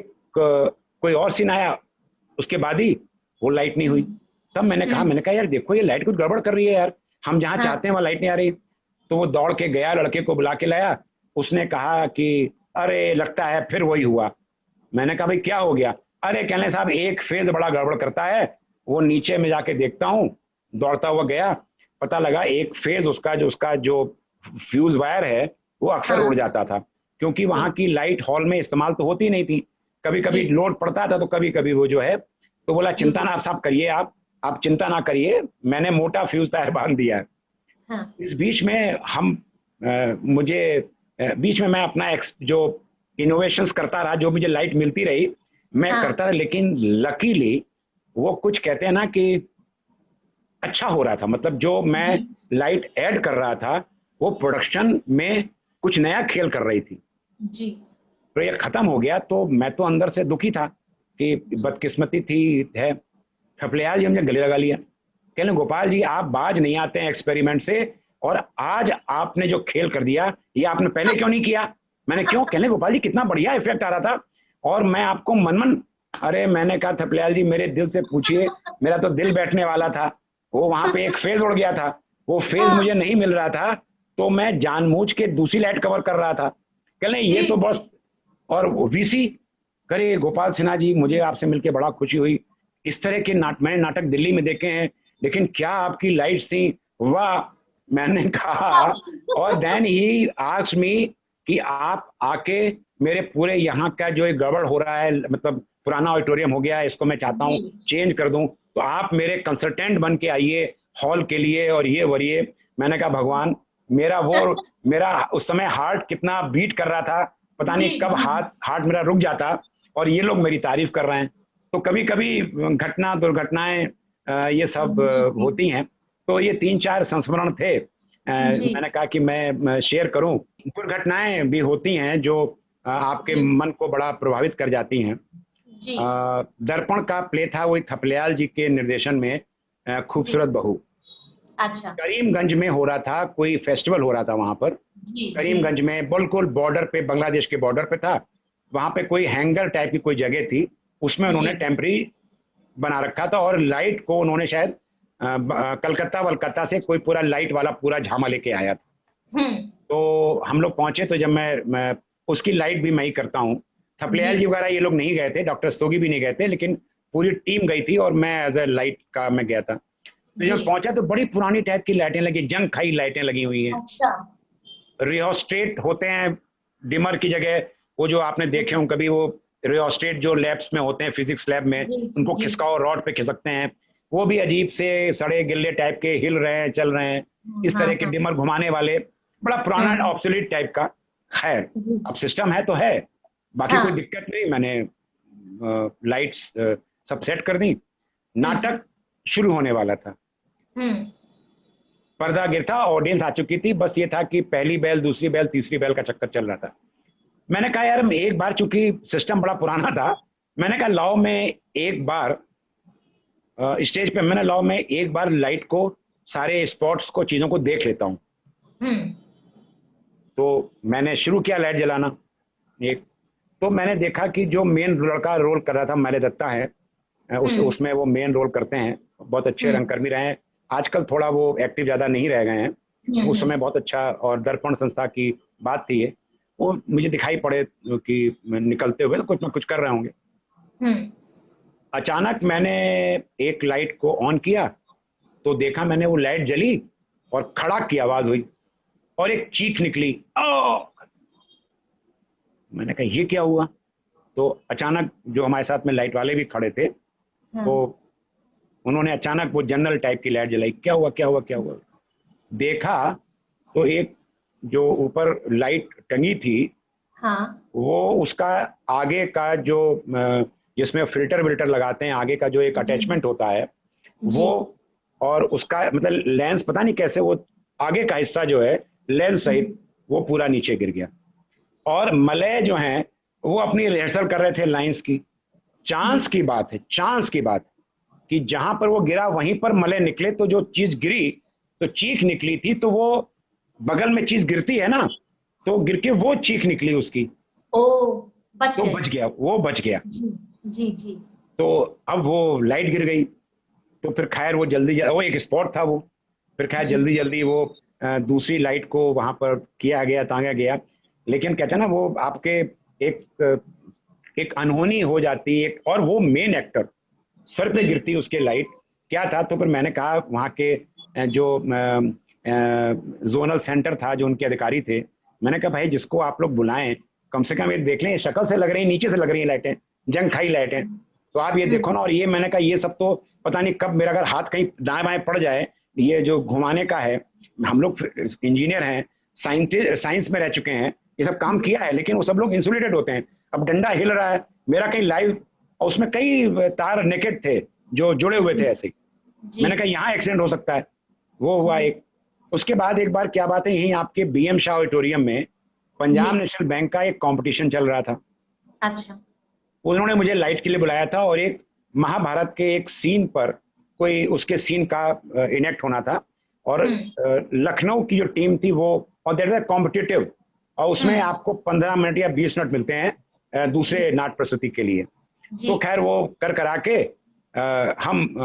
और ये था कि वहां से एक सीटी बजती थी, सीटी थे कोई हम्म इंडिकेशन था, ताकि हम्म। अब हम नाटक शुरू करने जा रहे हैं, अब आप जी नाटक शुरू करिए।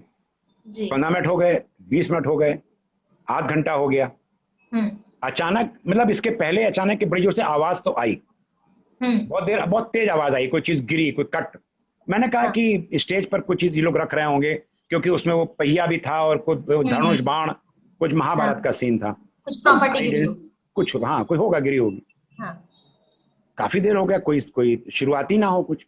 हम्म तो फिर मैंने किसी से कहा, मैंने कहा भाई देख के आइए, वही उनके पंजाब कोई आदमी था, वो गए लौट, अरे कहने लगे सर वो ऊपर से लाइट का लेंस जो है वो गिर गया, और नीचे एक आर्टिस्ट के यहाँ पे गिरा। गनीमत थी कि वो मतलब जो लेंस गिरा होगा वो यूं नहीं गिरा, मतलब उसका जो साइड होती नहीं गिरी, वो यूं जी। गिरा, और गिर के, किनारा और में। छितर, हाँ वो गिर के टूट गया। तो जी धचका तो लगा उनके, और वो अपनी जी पोजीशन पर खड़े थे, क्योंकि नाटक शुरू जी। होने जा रहा था। और हाँ। और इत्तेफाक से मैंने कोई लाइट ऑपरेट नहीं करी थी तब तक, और वो गिरा। ओके। जब गिरा तो वो निचली वहां पे, अब वो उसको संभाले, पांच हो गया। फिर वो हाँ। पीछे लाइट जलाई वलाई की, देखा गया तो गनीमत, एक वहां पर एक नील पड़ गया था, लेकिन गनीमत है कुछ नहीं हुआ था। वो कांच फिर नहीं मेरे लगा। पास आया। अब मेरे पास इतना टाइम नहीं था, क्योंकि भाई कंपटीशन नाटक, कि मैं दौड़ के जाके देखूं, उसको समझूं, देखो। क्या करूं। तो उन्होंने कहा कि नहीं, वो कह रहे हैं कि आप जो लाइट टूट गई है, देयर इज नो टाइम, क्योंकि कंपटीशन है, आप चेंज मत करिए, इसके बिना ही काम चलाइए। तो जी फिर जी उस लाइट, वो भी एक स्पॉट लाइट थी, तो काम जी चलाया उसका। बट ये दुर्घटनाएं इस तरह की हैं। एक और जी इम्पोर्टेंट बात और आपको बता दूं, जी प्यार जी का यही प्ले था खूबसूरत बहू। जी ईस्टर्न यूपी में कौन सी, सिद्धार्थ नगर कोई जगह है शायद, जी मेरे जी ख्याल से जी वही जगह थी। जी। वहां के कोई कोई मेला चल रहा था, उस मेले में खूबसूरत बहू होना था। हम्म मेरे पास आया थपलियाल जी का, गोपाल जी एक लाइट का बना दीजिए पूरा खाका, क्या चाहिए हम्म कैसे चाहिए, वो उन्होंने भिजवा दिया, ताकि वहां पर हम्म ऑर्गेनाइजर उसको कर लें। हम लोग सब हम्म। दल बल सहित पहुंचे। तो भाई हाँ। हुआ, चलो भाई देखा जाए लाइट का। तो हम लोग हम्म जब पहुंचे पंडाल में, तो पता लगा वहां पे तो किसानों की एक मीट चल रही है, पार्ट ऑफ द मेला, हम्म। और जी। किसान लोग बैठे हैं मंच के ऊपर, मार हजारों की भीड़। नो, हम्म अब फिर दिन का टाइम तो लाइट सेट नहीं हो सकती। मैंने ऊपर हम्म। नीचे देखा, कहीं कोई लाइट नजर नहीं आ रही। मैंने कहा भाई स्टेज लाइट कहाँ है, स्टेज लाइट क्या होती है। अरे मैंने कहा भाई वो पीसी होती है, नहीं तो हेलोजन दो, ये करो जी वो करो, कहाँ है लाइटें। जी। कहने साहब यही तो, क्या जो बड़े, वो जो देखे ना आपने, जो हेलोजन लाइट लगती है शादी ब्याह में, हाँ चौकोर टाइप हाँ की, रेक्नर, हाँ। वो सब लगी हुई है। मैंने कहा यार ये कहाँ। कहने साहब यही लाइट है, हमें तो पता नहीं। तो जी। फिर थपलियाल जी ने, फिर हम लोगों ने बात करी जो वहाँ के ऑर्गेनाइजर्स थे, तो बोले साहब किसी ने, हमने कहा अरे भाई आपको भेजा है। तो थपलियाल जी ने कहा कि भाई हमारा जो ट्रुप लीडर है उसने तुम लोगों को ये दिया है, कैसे नहीं दिया है। तो खैर फिर वो बात हुई, तो फिर हुआ, थपलियाल ने कहा भाई, तो मैंने कहा कैसे होगा, बोले नाटक हो नहीं सकता, क्योंकि खूबसूरत बहू में लाइट का बड़ा खेल है। वो जी। बहू आती है तो खाली उसके पैर दिखाई पड़ते हैं, फिर कई हाँ। जगह लाइट का खेल है, कलर्ड लाइट चाहिए, जो लाइट जाती आती है, मतलब। और थपलियाल जी की प्ले आप जानती हैं कि उसमें बड़े हर चीज जो भी करते हैं बड़ी इंपॉर्टेंट होती है। जी। तो फिर इतना मामला हुआ कि साहब एडीएम आए कि साहब कैसे क्या होगा। हम्म लाल जी के एक रेपुटेशन, नाटक नहीं होगा। बोले फिर हम्म। साहब पता लगा कि वो, अरे नहीं साहब ऐसा मत करिए। तो बड़ी मुश्किल से, पता नहीं कहाँ से 40 किलोमीटर दूर से 2 घंटे में इतने बड़ी बड़ी 2 पुरानी पीसी आई, हाँ। और एक वो आया डिमर, गोल्ड वाला डिमर, यही है साहब। उससे क्या काम होना है?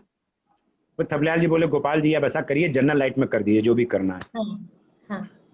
अब पहले शाम हो, अंधेरा हो, नाटक तो होना था 8 बजे, खैर फिर वो 6 बजे करीब फिर मैंने लाइट वाले ने कहा यार ऐसा है लाइट वाले, तो मुझे पहले वो मुझे तो स्विचेस ला, स्विच तो दे देगा। तो बोले साहब एक्सटेंशन, मैंने कहा हाँ, मैंने कहा मुझे दो भाई। तो उससे मैंने जो फ्लड जो नीचे हैलोजन रखे उनको लिया, उन 2 लाइटों को जहाँ इंपॉर्टेंट थी पीसी को, उनके साथ मैंने उसको लिया, और वो डिमर पे मैंने एक स्विच के माध्यम से उसको लेके डिमर पे किया। अब जो बाकी लाइट करनी थी क्या करूं, कलर्ड लाइट चाहिए थी, तो मैंने ग्लास के टुकड़े लिए, जो ग्लास तो उसको मैंने कहा चलो ये सब मंगवाया, एक रेड पुतवाया, ग्रीन पुतवाया, या वो फिल्टर थे उनको लगा लगा के 1-2 लोगों के लाइट वो लिया। मैंने कहा यार जब मैं कहूँगा रेड तो ये आगे जो जमीन पे तुम्हारे हेलोजन रखे हैं इनके आगे तुम पकड़ के खड़े हो जाना, क्योंकि लगा दोगे कागज जल जाएगा, तो तुम ये काम करना। तो वो 3-4 है मैंने इस तरह से, और क्या था डिमर था नहीं और फिट आउट होना है, तो मैं क्या करता था डिमर की जगह वो स्विच खट खट लाइट खट, सब लाइट बंद हो गई, खट लाइट ऑन हो गई, है ना। और वो जो नीचे फ्लड लगे थे उसके आगे वो मुझे कह रहा है सर क्या करना है, मैंने चुपचाप खड़े रहो, क्योंकि रेड और ग्रीन और ब्लू का तो कम इस्तेमाल होना था, लेकिन वो बच्चे इतने एक्साइटमेंट में थे कि सर बताएं तो मैं आगे राइट लगाऊं। तो खैर किसी तरीके से इस तरीके से वो वहां पर भी मुझको, तो मैं उसको कभी कभी याद करता हूं, तो डिमर की जगह मैं कहता हूं तुमने भाई वो डिमर की तो है नहीं, चलो कोई बात नहीं, वो खटखट तो है, वैसे ही उससे on off fit out fit in नहीं होगा, खटखट हो जाएगा, यानी लाइट गई लाइट आ गई। तो इस तरह के कुछ चीजें मुझे इम्प्रोवाइज करनी पड़ी साइट पर। आप इतना अच्छा बता रहे हैं तो मुझे लगा कि ये भी पता कर लेना चाहिए, ताकि जो लाइट के क्षेत्र में काम करने वाले हैं उनको जानकारी मिले कि एक ऑडिटोरियम में कौन कौन सी लाइट्स होना जरूरी है, एक नाटक के लिए किन किन लाइटों का क्या महत्व होता है, ये फिल्टर पेपर का क्या काम होता है, कौन सी लाइट किस काम आती है, उसके बारे में भी थोड़ा डिटेल में हमें बताएं। देखिए ऐसा है कि जो कायदे से देखा जाए स्टेज लाइट्स वो तो होती है पीसी बोलते हैं उसको जी, प्लेनो कॉन्वेक्स, और प्रोफाइल होती है, प्रोफाइल और पीसी। प्रोफाइल में क्या होता है कि उसमें आप ज्यादातर एक लिमिटेड एरिया के लिए स्पॉट के लिए इस्तेमाल कर सकते हैं। पीसी में आप ऐसा है कि उसको आप स्पॉट भी कर सकते हैं और आप एक जनरल भी बना सकते हैं। फिर होता है एक फ्रिजनल, ये सब जो लाइटें हैं ये लेंस के हिसाब से आती है, फ्रिजनल लेंस होता है, उसमें जो होता है वो लाइट फैल जाती है, तो उसको आप एरिया में इस्तेमाल कर सकते हैं। पहले एक लाइट आती थी बेबी, वो छोटी होती थी, और इनका जो लाइट की जो इंटेंसिटी है उसको हम लोग वॉटेज से बोलते हैं कि 1000 वॉट की लाइट है, 500 वॉट की लाइट है, वो वॉटेज होता है, यानी कि वो उसकी पावर जो बोलते हैं। लेकिन हम अगर थिएटर की भाषा में बात करें तो उससे ये होता है कि इसकी 1000 वॉट मतलब कि उसमें 1000 वॉट है, मतलब उतनी पावर वो कंज्यूम कर रही है, तो नेचुरली उसकी लाइट 2000 होगा, तो वो थोड़ा ज्यादा वॉटेज है तो ज्यादा लाइट आपको। तो अगर आपका बहुत दूर है लाइट तो वहां पे जनरली हम लोग 2000 वाट, जैसे मान लीजिए आप का बहुत दूर से आ रही है, जैसे मान लीजिए अगर आप सनगाडगे में हैं और आप बालकनी से लाइट दे रहे हैं तो 1000 की भी आएगी, लेकिन 2000 की लाइट अगर हो तो ज्यादा बेटर है, क्योंकि वो ज्यादा पावर की ज्यादा इंटेंसिटी के साथ आपको मिलेगी। ऐसे ही आपकी लाइट आती है आजकल, बड़े कॉमन है पार लाइट, उसमें क्या लेंस नहीं होता, उसकी जो रिफ्लेक्टर होता है वो ही लाइट को आगे प्रोजेक्ट करने का काम करता है, उसमें लेंस नहीं होता है। उसका जो होता है वो पैराबोलिक होता है, उसकी जो लाइट आपने देखा हो लंबे टाइप की होती है, उसमें रिफ्लेक्टर होता है, तो उससे जो बल्ब लगा होता है वो उसको लाइट को करता है। लेकिन क्या होता है कि जो पार लाइट में वो लाइट चूंकि रिफ्लेक्ट वाली लाइट है तो वो उससे वो लाइट जो है वो फ्लैट कर देती है। पीसी में लेंस से लाइट निकलती है तो वो एक कंसंट्रेशन करती है लाइट का, आप उसकी इंटेंसिटी को आराम से जब भी करेंगे तो टेक्सचर आपका जो चेहरे का जो टेक्सचर है वो उस लेंस के कंट्रोल लाइट से पता लगता है। जबकि पार में चूंकि वो रिफ्लेक्टर है और उसमें आजकल तो बीम भी हैलोजन बीम इस्तेमाल करने लगे हैं लोग, तो फिर वो बात आती नहीं है, आपको लाइट मिलेगी, लेकिन जो कहते हैं ना स्टेज का जो एक एक्टिंग में जो टेक्सचर चाहिए हमको एक्सप्रेशंस का, एक जो एक हमको इफेक्ट चाहिए वो हमको मिलेगा पीसी में, प्रोफाइल में, फ्रिज्म में, इस तरह की लाइट्स में। लेकिन अब आजकल पार लाइट बहुत इस्तेमाल हो रही हैं, तो अगर पार लाइट इस्तेमाल हो रही है तो फिर दोनों की इंटेंसिटी मैच नहीं करती है। तो ये अब लाइट डिजाइनर का काम है कि अगर उसको वहां पर दोनों का कॉम्बिनेशन है तो हम स्पॉट की जगह हम पीसी या प्रोफाइल इस्तेमाल कर लें, एरिया में हम फ्रिजनल इस्तेमाल कर लें, नहीं तो पार अगर है तो हम पार इस्तेमाल कर लें। तो ये लाइटें आजकल इतनी, लेकिन अब आ गई हैं इंटेलिजेंट लाइट्स। जैसे मैंने कहा कि अब कंप्यूटराइज लाइट आ गई हैं। वो जो मेरी जनरेशन है उससे हम बहुत आगे चले गए हैं। उनकी जो इंटेंसिटी है, उनकी जो एंगल है, पहले तो ये होता था कि ऊपर आप जाइए चढ़ाइए किसी को तो कैटवॉक बनी होती हैं हॉल्स में, या सीढ़ी लगाइए उनका एंगल चेंज करने के लिए। अब तो ये लाइट आ गई है, आप उनको बटन दबाइए वो उतना ऊपर नीचे हो जाएंगी। तो वो सब इंटेलिजेंट लाइट्स, हर तरह का इंटेलिजेंस है। आप उनकी इंटेंसिटी को, उनके कलर को, उनके एंगल को, उनके किसी भी चीज को आप कंप्यूटर के प्रोग्रामिंग के माध्यम से आप उनको सेट कर सकते हैं। अब डिमर की बात आई है जो इनको कंट्रोल करता है। मैं फिल्टर पे भी आता हूँ। डिमर जो होता है उसका काम क्या होता है कि लाइट की इंटेंसिटी इज वेरी इंपॉर्टेंट जी आपको, और लाइट की इंटेंसिटी बिल्कुल डिपेंड करती है प्ले का क्या मूड है। हम प्ले को कहते हैं ना जनरल लाइट, अगर पूरा जनरल सीन चल रहा है तो उसमें जनरल लाइट, सब लाइट पूरी ऑन रहेगी। लेकिन कभी कभी इमोशंस आते हैं, कभी कभी आपको किसी एरिया में रिस्ट्रिक्ट करना पड़ता है, और कभी कभी इफेक्ट देने के लिए इंटेंसिटी को बढ़ाना घटाना पड़ता है। तो इंटेंसिटी जो है वो, या एरिया जो है, किस एरिया में लाइट देनी है, वो डिपेंड करेगा लाइट की रिक्वायरमेंट, उस स्टेज की कहानी, उस स्टेज में जो पर्टिकुलर सीन चल रहा है उसकी क्या इंपॉर्टेंस है। तो हम लाइट से एरियाज को सेग्रीगेट कर सकते हैं, लाइट की इंटेंसिटी से आपके मूड को, और आपका जो इफेक्ट हमको कम्युनिकेट करना है ऑडियंस को, उस इफेक्ट को भी हम इंटेंसिटी से कम्युनिकेट कर सकते हैं। ये बहुत बड़ा माध्यम होता है।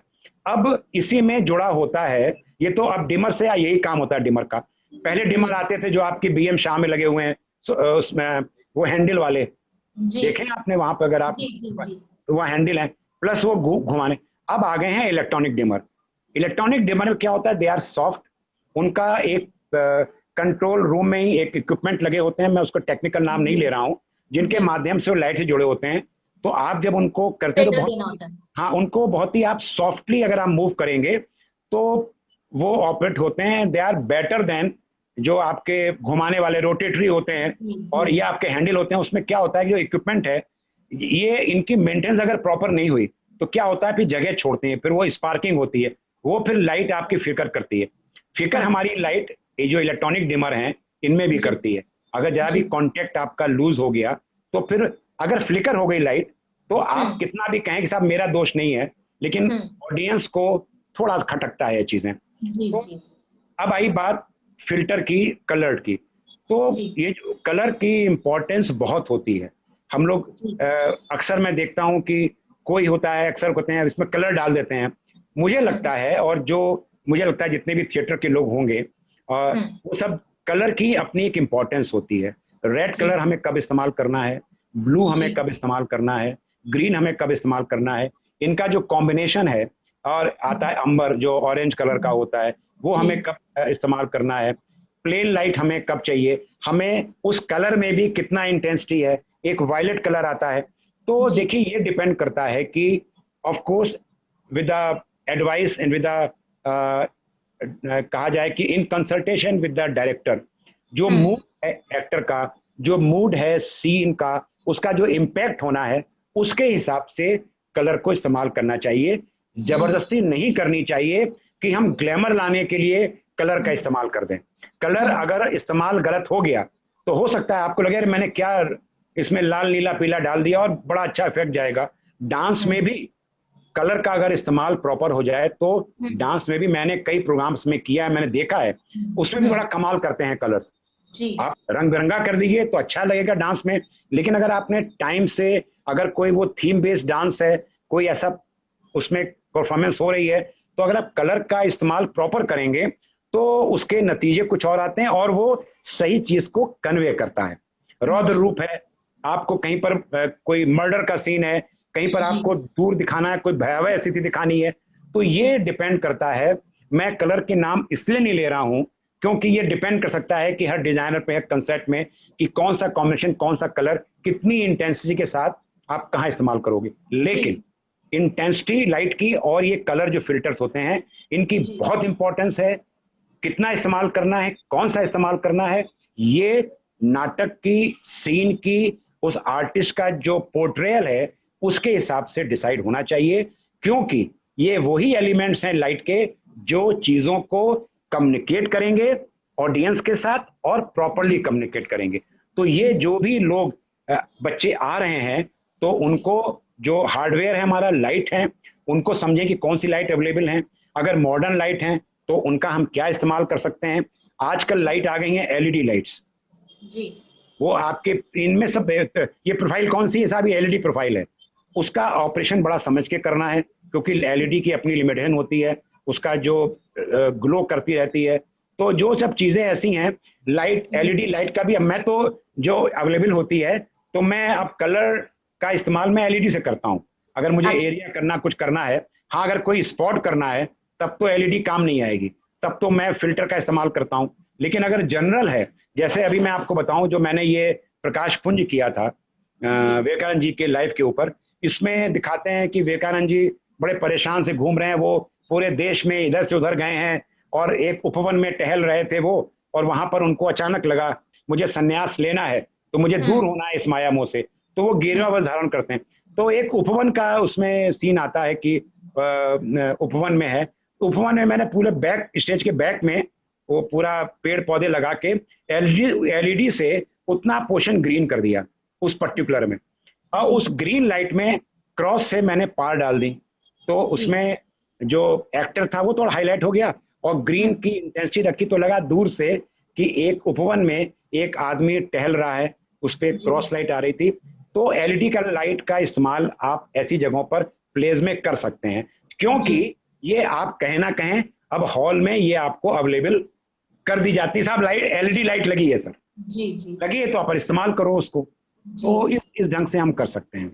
जी सर, यही कोई अगर समारोह हमारा ओपन में हो रहा है, ओपन एयर प्रोग्राम है, तो वहां लाइट की डिजाइनिंग कैसे होती है, किन बातों का ध्यान रखना चाहिए? देखिए ऐसा है, एक बार आप ओपन एयर करें या आप ऑडिटोरियम में करें, एक बार जब अंधेरा हो जाता है, आपका वो स्टेज अगर बना हुआ है, तो मुझे नहीं लगता है कि हमें कोई बहुत ज्यादा ऐसी कोई प्रिकॉशन की जरूरत है, क्योंकि वंस अगर अंधेरा हो गया आपका, और अगर आपका प्रॉपर, देखिए प्रॉपर स्टेज नहीं है, तब तो फिर देखना पड़ेगा, क्योंकि स्टेज नहीं है तो चीजें अनलिमिटेड हैं, तो आपको देखना पड़ेगा लाइट की कहाँ पर। प्लस ओपन एयर में आपको जो स्ट्रक्चर बनाया जाता है वो स्टेज के चारों तरफ ट्रसेस लगा दी जाती हैं, स्टेज के आगे हम लोग स्टैंड लगाते हैं, टीज लगाते हैं, जो टी की तरह स्टैंड आते हैं, तो वो हमें खाली एंगल्स का ध्यान रखना पड़ता है। लाइट्स तो देखिए यही होती हैं, जो पीसी हुई, प्रोफाइल हुई, और आपकी पार लाइट हुई, जैसा मैंने कहा आजकल एलईडी लाइट्स, तो एलईडी लाइट मिल जाती हैं, तो इन सब आपको कॉम्बिनेशन इस्तेमाल करना है। और अदरवाइज और कुछ आपके लिए, लाइट डिजाइनर के लिए कोई विशेष व्यवस्था की जरूरत नहीं है। जो वहां पर आपको एंगल चेंज हो रहे हैं उनके हिसाब से आपको थोड़ा देखना पड़ेगा, क्योंकि हॉल में क्या होता है कि आपको प्रॉपर एफओएच लाइट मिलती है, आपको स्टेज के अंदर से लाइट मिलती है। ओपन एयर में क्या होता है कि चारों ओर स्ट्रेस लग जाती है, अंदर लाइट लगाते हैं, खर्चा बढ़ जाता है, आगे आपको फ्रंट में लाइट दे देंगे, अब वो इंस्टेंट है, तो आपको एंगल जो होते हैं, लाइट में एंगल का बहुत इंपॉर्टेंस होती है, एंगल की। एक पॉइंट रह गया था कि किस एंगल से आपको लाइट मिल रही है, कि आपका पूरा कवर हो जाए, आपकी शेडोज को हम किस तरह से मिनिमाइज कर सकें ये क्रॉस लाइट से। तो जितनी भी अवेलेबिलिटी लाइट्स की है, कभी कभी हम शेडोज को नहीं काट पाते हैं क्योंकि उतनी क्वांटिटी में लाइट्स नहीं मिलती हैं, एंगल नहीं मिलते हैं हमको, तो ये सब बातें ऐसी जो लोकेशन स्पेसिफिक होती हैं। अगर आप ओपन में कर रहे हो तो ये वहां के हिसाब से किस तरह से लाइट की व्यवस्था की गई है, उस हिसाब से लाइट डिजाइनर को देखना होगा कि वो जो चीज वो चाहता है उस नाट्य प्रस्तुति के लिए वो कैसे अचीव कर सकता है, तो बेस्ट पॉसिबल उसको अचीव करना चाहिए। सर आपकी बातों से मुझे यही लगता है कि अगर हम मेहनत करें और ईमानदारी से काम करें तो हमको आगे काम मिलता है और उसकी पहचान मिलती है। और आपके साथ तो बहुत सारे ऐसे अनुभव रहे और आपकी पढ़ाई ने भी उसमें सहयोग दिया, इसीलिए शायद आपको बहुत सारे पुरस्कारों और सम्मानों से नवाजा गया संगीत बस नाटक अकादमी सम्मान भी मिला जी आपको, जी जी बधाई जी। उसकी। तो थैंक सर, यू। नाटक को लाइट डिजाइन जब करते हैं नाटक में, तो किन बातों को आप मेनली ध्यान में रखकर लाइट डिजाइन और ऑपरेट करते देखिए सबसे बड़ी बात तो यह है कि मुझे लगता है कि डायरेक्टर जो होता है प्ले का, हैं? जी he is the main person, क्योंकि वो उसी का ही कंसेप्ट है। लेकिन जी फिर भी जो मेरा अपनी एक अप्रोच रही है वो मुझे जी लगता है कि मैं, क्योंकि अभी तक उस पर किसी ने ऑब्जेक्शन नहीं किया, मैं जैसे जी उस वही मैं शेयर करना चाहूँगा कि जी पहले स्क्रिप्ट को पढ़ लेना चाहिए। जो मुझे लगता है अक्सर मैं देखता हूँ बहुत से जी लोग भाई लाइट करनी आ गए, पता नहीं नाटक क्या है, जी बैठा देखा जो चल रहा देखा नोट किया। जी आप नाटक को पढ़िए पहले कि नाटक क्या जी है, फिर आप रिहर्सल देखिए नाटक की, जी देखिए डायरेक्टर क्या, किस तरह से डायरेक्टर ने उसको डिजाइन किया है ना। जी फिर आप खुद पहले समझिए, आपके दिमाग में आएंगे कि ये एक्टर यहाँ आ रहा है, ये सोलोलोकी है, या ये हम्म एरिया में हो रहा है, ये आपके दिमाग में बनती जाएंगी। जी तो जी जो आपके फ्रेम में नाटक को पढ़कर, नाटक के रिहर्सल को देख के दिमाग में आई, तो एक टेम्पररी खाका आपके दिमाग में बन जाना चाहिए, विच जी हेल्प्स यू कि फर्दर जी आप क्या करने वाले हैं। फिर आप जी डायरेक्टर से पूछिए कि भाई आप मुझे बताइए डायरेक्टर साहब, आपकी क्या जी रिक्वायरमेंट है। हम्म तो कभी कभी तो डायरेक्टर ये पूछते हैं आप बताओ आपने क्या सोचा। हाँ कभी डायरेक्टर कहते हैं कि जब आपसे सोचा तो आप बता दो भाई कि मेरे हाँ हिसाब से ये एरिया अलग कर लेते हैं, ये हम हम्म इसको स्पॉट पे ले लेते हैं, हम इसको बैकग्राउंड में ये कर लेते हैं, ये चीजें। और अगर डायरेक्टर बहुत ज्यादा एम्फेसाइज करता है कि नहीं मेरा कंसेप्ट है, हम आपको जी बाद में सुनेंगे, पहले आप मेरा, तो उसका जो डिजाइनिंग है कि भाई एक्टिंग यहाँ चल रही है, हम यहाँ जी पर पीछे बिल्कुल लाइट नहीं होनी चाहिए, दो एक्टर इज देयर। कभी कभी होता है ना कि आगे चल रहा हमें कुछ नहीं चाहिए जबकि एक जी ही सीन का पार्ट है, फिर भी डायरेक्टर कहता है नहीं वो टोटल आप डार्क में रखिए, मुझे वहां लाइट नहीं चाहिए, तो अब आपको इस एरिया की डिजाइनिंग करनी है इसी एरिया में। तो हम्म डायरेक्टर का, अब आपको लगा कि ये सोलोलोकी है, हम्म डायरेक्टर का ना ना ना, मैं चाहता हूं कि ये पूरे स्टेज पर ही ये ठीक है, आप इसको वो मत करो। तो डायरेक्टर का जो कंसेप्ट है वो हम्म आपके लिए बहुत मायने रखता है, उसकी जो टोटल प्ले की डिजाइनिंग है वो बहुत मायने रखती है। और जो उसने डिजाइन किया है, अगर आपको लग रहा है इसमें आपका कोई, अगर उसमें आइडिया आ रहा है तो आप हम्म उसको डिस्कस करिए।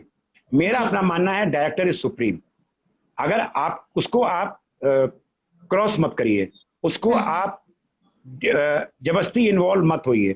लेकिन अगर आपको लगता है कि प्ले के हिसाब से आपका जो आइडिया आ रहा है it can supplement the designing of director, तो आप उसे डिस्कस करिए। अगर वो जी मानता है आपकी बात तो वेल एंड गुड, नहीं मानता है तो आप जो डायरेक्टर चाह रहा है उसके हम्म हिसाब से, जो वो चाह रहा है वो आप डिजाइन कर दीजिए। उसको आप डिजाइन ऐसा करिए जो डायरेक्टर की चाही हुई नाटक की रिक्वायरमेंट है वो अचीव हो जाए। ये एक जी बेसिक अप्रोच होनी चाहिए। लेकिन जी बस वही है, नाटक को पढ़ना, नाटक को रिहर्सल देख के समझ लेना। नाटक जी को खाली आप रिहर्सल में आए और आपने देखा अच्छा यहाँ पे स्पॉट, हाँ ओके, आपने नोट किया और हम्म आपने ऑपरेट कर दिया, इज हम्म ओके, चल जाएगा, वो भी चल जाएगा। लेकिन एक जो समझदारी की जो अप्रोच है, जो एक जी डेप्थ के साथ अप्रोच है, हम्म, वो यही होनी चाहिए कि जी आपको साइमल्टेनियसली चलना है एंड डायरेक्टर का जो कंसेप्ट है उसके हिसाब से आपको डिजाइनिंग करनी है।